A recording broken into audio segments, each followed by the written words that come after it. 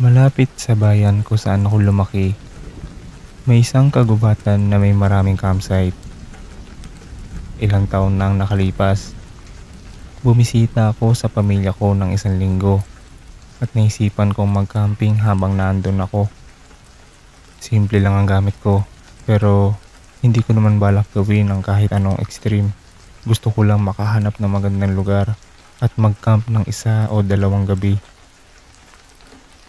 Nagsimula ako sa medyo random na trail at sinundan ko ito ng matagal. Alam ko na karamihan sa mga trail ay papunta sa isang lawa na ilang milya ang layo sa loob ng gubat. Kaya inaasahan kong doon din ako makakarating. Pero pagdating ko ng ika-5 o ika-6 na milya, napansin kong papunta ito sa ibang direksyon. Natuwa pa nga ako na makita kung saan ito patungo. Pero matapos ang ilang oras na paglalakad, parang wala itong katapusan. Sa huli, nanghina na ang mga binti ko kaya nakahanap ako ng maliit na espasyo sa gilid ng trail para maglatag ng tulugan para sa gabi. Madilim na ang paligid at palubog na ang araw kaya nagmamadali akong ayusin ang lahat at magpaapoy. Ilang minuto lang ang natira bago tuluyang dumilim ang buong gubat. Sapat lang ang liwanag ng apoy para makita ang paligid hanggang mga 15 to 20 feet mula sa camp. Naupo lang ako at nagpakulo ng tubig para gumawa ng tsaa, pampakalma para sa gabi. Mahirap nang tansyahin ang oras, pero siguro isang oras na ang lumipas at malalim na ang gabi nang marinig ko ang isang taong dumarating sa trail. Sa una, akala ko hindi tao. Baka hayop o kung ano. Pero habang papalapit, siguro akong tao nga. Nakinig ako habang naglalakad siya sa trail at bahagya ko nang makita ang anino niya sa liwanag. Medyo malayo lang ako sa trail para makita ng malinaw. Pero ang natatandaan ko lang ay matangkad siya at may backpack. Hindi siya tumigil o kung ano paman. Dumaretso lang siya sa paglalakad at lumampas sa campsite ko habang unting-unting nawawala ang tunog ng kanyang mga yapak.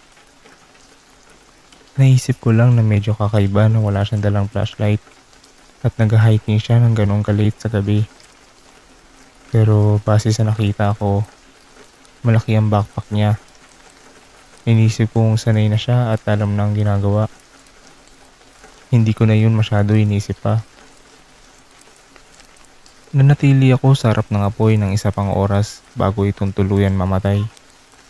Saka ako pumasok sa tent para matulog. Nagising ako sa kalagitnaan ng gabi kasi naihi ako. Pinilit kong tiisin at bumalik sa tulog. Pero hindi ako mapakali. Kaya bumangon ako, binuksan ang zipper ng tent at lumakad ng mga 20 feet mula sa campsite para umihi. Pagbalik ko, sa malayo sa kabilang gilid ng tent, may nakita akong gumagalaw. Hindi sapat ang liwanag ng buwan para makita ko ng malinaw. Pero ramdam ko na tao iyon. Dahan-dahan akong bumalik sa tent. Gising ang diwa at nakamasid sa paligid ng mga puno sa campsite. Maingat kong kinuha ang backpack ko at binuksan ang flashlight. Nang i-on ko ito, agad itong inihayag ang isang taong nakatayo sa tabi ng trail. Matangkad siya, katulad ng taong nakita ko noong umpisa ng gabi. Pero kasing bilis ng pagkakita ko sa kanya, tumakbo siya sa likod ng mga puno at nawala sa liwanag. Biglang naging tahimik muli. Siguro isang minuto akong nakaupo roon, hawak ang flashlight. Bago ko pa napagtanto na wala akong magagawa kundi umalis agad. Nag-impake ako ng kaya kong madala. Iniwan ang mamurahing tent ko at nagsimulang maglakad pabalik sa trail. Pagdating ko sa lugar kung saan ko siya huling nakita, lalo akong kinabahan dahil walang bakas man lang ng tao roon. Hindi ko alam kung pinapanood pa rin niya ako o sinusundan. Patuloy lang ako naglalakad sa trail habang naka-on ang flashlight. Tinatapatan ang paligid ng mga puno habang dahan-dahan ako naglalakad pauwi. Pagsikat ng araw, nasa kalagitnaan na ako ng daan at sa kabutihang palad, nakarating akong ligtas. Pag-uwi ko, hinanap ko sa mapa ang eksaktong trail na dinaanan ko at base sa nakita ko, hindi pala iyon isang established trail. Posibleng katulad ko lang siya, basta sumunod sa kung anong daan ang nakita. Pero hindi pa rin ito maipapaliwanag kung bakit siya naandoon. Bakit niya sinusundan ng cam ko sa kalagitnaan ng gabi? At gaano na siya katagal doon? Nainiwala ako na malamang iyon na sana ang huli kong gabi. At ang desisyon kong umalis agad ang tanging dahilan kung bakit pa ako nakauwi.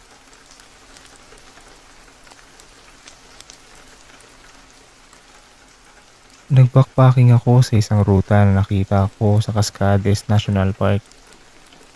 Isa itong out and back trail na karaniwang inaabot ng 3 araw papunta at 3 araw pabalik. Wala akong masyadong alam tungkol dito o kung gaano ka-popular ang trail na ito. Pero kapag gumagawa ka ng ganito kahabang backpacking route, madalas ay hindi naman kaimportante iyon dahil malamang ay hindi ka rin naman makakasalubong ng maraming tao. Sa ika-3 araw ko, nadaanan ko ang isa sa mga campsite at nakita ko ang isang lalaki na nakaupo sa harap ng kanyang tent. Nagpahinga ako sandali at nag-usap kami. Sabi niya doon siya magstay ngayong gabi at bukas ay aakyat siya sa Rorotan Trail. Sinabi ko sa kanya na doon din ako patungo ngayong araw at malamang ay magkikita kami kapag nandoon na siya. Umalis ako makalipas ng kaunting oras at nakarating sa magiging campsite ko para sa susunod na 2 gabi. Ang Danawin ay hindi ko pa naranasan noon at naging perfectong lugar para magpahinga at marating ang pinakamataas na bahagi ng trail. Buong araw iyon, wala ni isang tao ang dumaan at pagdating ng gabi, ako pa rin ang nag-iisang nakakamp doon. Naalala ko yung lalaki na nakita ko sa campsite isang araw sa likod ko. Nasabi ay darating siya sa peak ngayong araw. Pero hindi siya dumating. Inisip ko na baka nagdesisyon siyang bumalik o kaya nagstay pa ng isang araw sa lugar na tinutuluyan niya.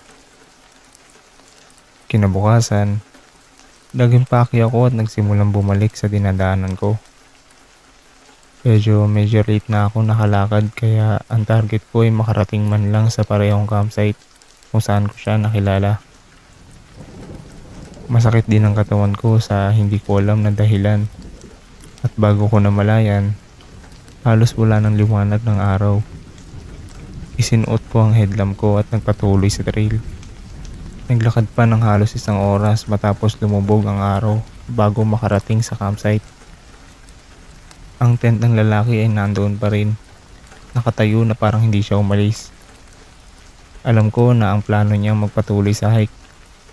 At alam ko ring hindi karaniwan na manatili sa iisang campsite ng ilang araw kapag nagbabackpacking. Tinawag ko siya. Tinatanong kung okay lang siya. Pero walang sumagot. Lumapit ako at sinabing gusto ko lang siyang kamustahin. Pero bahagyang nakabukas ang flap ng tent at walang tao sa loob. Napahinto ako. Parang alam na ng katawan ko na may mali. Tumayo ako at tumingin lang sa paligid. Pero wala akong nakitang kahit anong sinyalis niya. Hanggang sa may nakita akong kislap sa malayo. May mahina at nakatigil na ilaw sa gitna ng kagubatan. Lumapit ako, mga 40 yards mula sa tent. Hanggang sa nakita ko ang pinagmumulan. Isang headlamp na nakahiga sa lupa na parang naiwan lang at sobrang hina na ng ilaw na malamang ay paubos na ang baterya. At doon ko na napansin na may nakatingin na sa akin.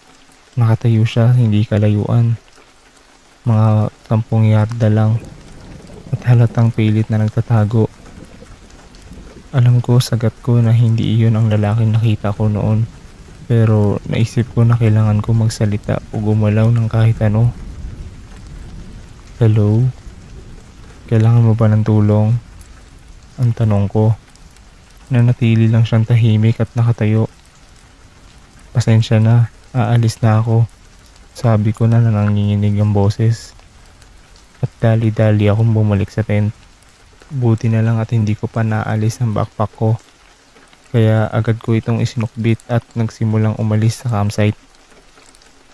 Habang naglalakad ako, namatay ang ilaw mula sa headlamp sa gubat. Umalis ako at naglalakad ng mabilis. Umabot ng mga 3 milya hanggang sa susunod na campsite. I-report ko agad pag nagkaroon ng pagkakataon. At sa kasamaang palad, tama ang kutob ko. Nawawala ang lalaking nakilala ko. Halos walang bakas na masundan. At sa malayong kabundukan, halos imposibleng mahanap ng tao. Kung sino man yung taong nakita ko doon, malamang siya ang pinakamalaking susi para malaman ang nangyari. Kahit sa karamihan sa amin ay tila alam na kung ano ang pinakamalamang na senaryong naganap.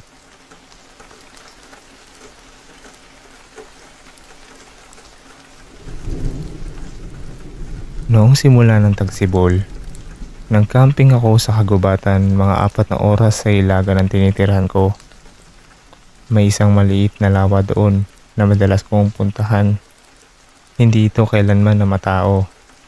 At sa palagay ko, hindi rin talaga ito kilala ng marami. Kaya tuwing pupunta ako, nagiging tahimik at mapayapang pahinga ito para sa akin. Pagdating ko sa unang araw at naayos na ang lahat, wala pang ibang tao doon. Hindi kalakihan ng lawa, napapalibutan ng mabuhok na damuhan sa gilid at kagubatan sa paligid. Kaya kita ko halos ang buong lawa. Hindi pa ganoon katagal mula nang dumating ako, nakita ko ang isang lalaki na lumabas mula sa kagubatan sa kabilang panig at nag-set up ng tent. Mukha siyang karaniwang nagka-camping at tahimik lang sa kanyang sarili sa unang mga oras. Pero bago lumubog ang araw, nakita ko siyang umiikot sa lawa at papunta sa aking kampo. Nakangiti siyang parang palakaibigan at ipinakilala ang sarili niya bilang si William. Sabi niya, hindi raw niya alam kung nakita ko siyang nag-setup ng kampo. Pero nakita niya ako mula sa kabilang lawa at gusto lang niyang mag-hi dahil pareho kaming nasa gitna ng wala. Sa isang lawa na bihirang puntahan ng kahit sino. Nag-usap kami sandali at mabait naman talaga siya. 26 na taong gulang na si William, halos kaedad ko. At pareho namin gusto ang lugar na ito dahil sa pagka-secluded nito. Pagkatapos ng mga 30 minuto, bumalik siya sa kabilang lawa habang lumulubog ang araw. Wala na masyadong nangyari nung gabing iyon, pero kinabukasan, nagkausap at nagkasama kami halos buong araw. Nagbahagi siya sa akin ng 6 na bote ng beer at umupo kami sa dalampasigan habang nagkukwentuhan ng magaan. Pagbalik namin sa kanya-kanyang tent sa pagkatapos ng araw, nakaupo ako sa tabi ng maliit kong bonfire at masaya na nakilala ko si William. Tila perpekto siya kasama sa camping, marahil sa susunod na pagkakataon. Habang gabi na, nagsimula na ako maganda para patayin ang apoy at matulog. Nang makita ko si William na naglalakad sa paligid ng lawa. Matagal nang patay ang apoy niya, kaya inakala kong nasa tent na siya natutulog. Pero mali ako. Lumapit siya sa aking bonfire at agad kong napansin na may kakaiba sa kanya. Okay ka lang, men? Tanong ko. Ngumiti siya at biglang bumalik sa dati ang mukha niya. Sabi niya, pumunta siya para itanong kung gusto ko ba raw makita ang isang magandang spot na nadiskubre niya na may magandang araw na tanawin. Sabi ko, medyo late na para umalis, pero sinigurado niyang mas maganda raw ang view dahil gabi. Sa paraan ng pagkukuwento niya, parang hindi ko na kayang tanggihan. At ano ba ang silbi ng camping sa gubat kung papalampasin ko ang magandang tanawin? Tumayo ako at sumunod sa kanya papunta sa kabilang lawa. Tapos sumunod ako habang dinadala niya ako sa kagubatan. Walang daan o trail, kaya mabilis kong napagtanto na kung ano man ang spot na iyon, ilang beses na niyang napuntahan para alam na niya ang eksaktong daan nang hindi naliligaw, lalo na't madilim. Naglakad kami ng mga 15 minuto bago bumagal si William. Itinuro niya sa unahan at tumiti na parang iyon na ang tanawin. Pero paglapit ko sa harap niya at tumingin, may maliit na istruktura roon. Isang lumang RV o camper na parang matagal nang inabandona at itinangay ng panahon. Natabunan na ito ng lumot at puro kalawang na at butas na ang gilid. Lumingon ako pabalik kay William. Nagtatanong sa isip kung ano iyon. Pero malamig at walang emosyon na ang mukha niya. Parang ibang tao na siya. "William, ano to?" Tanong ko. Hindi siya sumagot. Naramdaman ko ang biglang pag-apaw ng takot at nagsimula akong tumingin-tingin sa paligid. Doon ko narinig ang kalabog ng lumang pintong bakal na bumukas sa likuran ko. Sa isang iglap, nakita ko pa ang isang tao na tumatakbo palabas bago pa ako nagsimulang tumakbo palayo. Narinig ko sina William at ang isa pang tao na sumusunod sa akin ng malapitan. Pero ibinuhos ko ang lahat ng lakas para makatakas hanggang sa mawala ko sila. Sobrang layo ng itinakbo ko sa gubat. Wala na akong alam kung nasaan ako. Patuloy lang ako naglakad at nakatingin sa mga puno hanggang sumikat ang araw. Pagbalik ko sa lawa mula sa gilid ng kagubatan, nakita kong nawala na lahat ng gamit ko. Parang hindi ako kailanman nagkampo doon. Nanatili akong nakatago at bumalik sa trail hanggang sa makarating sa kotse ko. Nagsampa ako ng ulat sa lokal na pulis pero hindi nila ibinanggit kung may nakita sila. Sa totoo lang, sa palagay ko, hindi man lang sila tunay na naghanap. Kung ano man ang plano para sa akin nung gabing iyon, nakakatakot isipin. Pero sa kabutihang palad, nakalabas ako bago ko pa man masaksihan ito ng harapan.